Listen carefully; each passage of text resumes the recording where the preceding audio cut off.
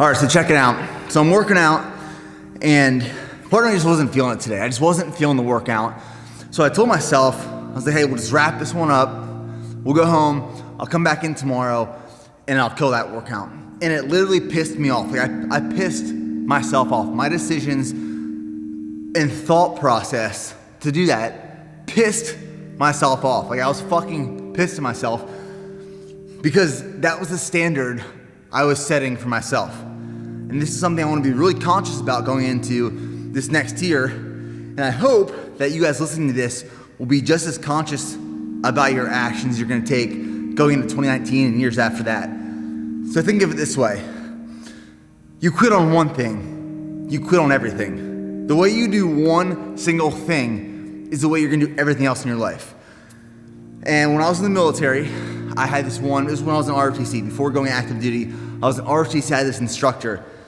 And I, to this day, look up to this guy, this man. And he would do this thing where he'd be running PT and he'd be kicking our ass. And as he's kicking our ass and people are falling out of the runs, and we'd run 10 miles and we'd maintain like a 7:30 minute per mile pace for 10 miles because he wanted to see people fall out.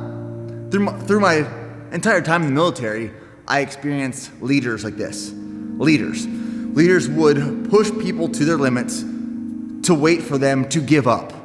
Literally give up. Not from physical fatigue, but for mental fatigue. And he would call it tiny heart syndrome. Tiny heart syndrome. And someone would fall out, and he'd run back there, he'd do circles around him and say, you're quitting on yourself.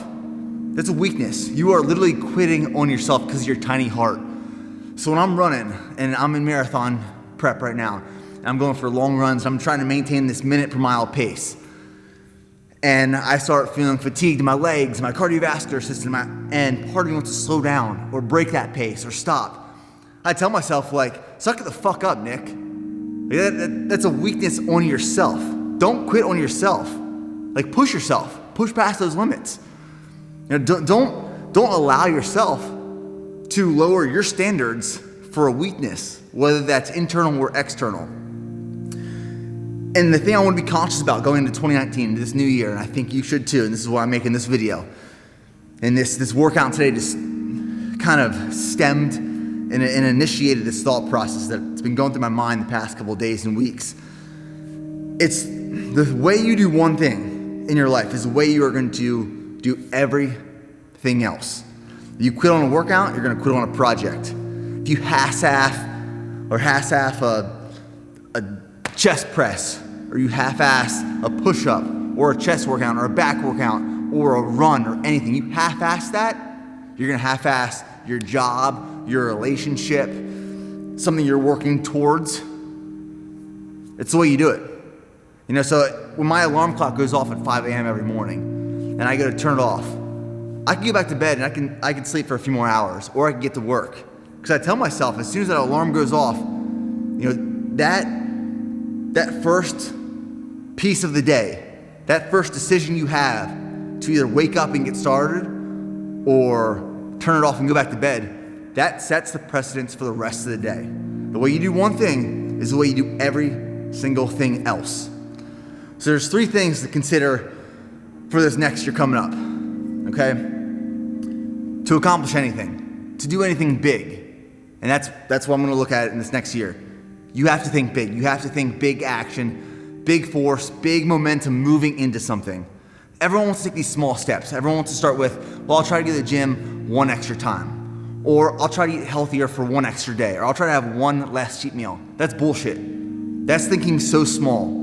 That's thinking so minuscule that results will be small. Think big. How big can you take it? How big can you go?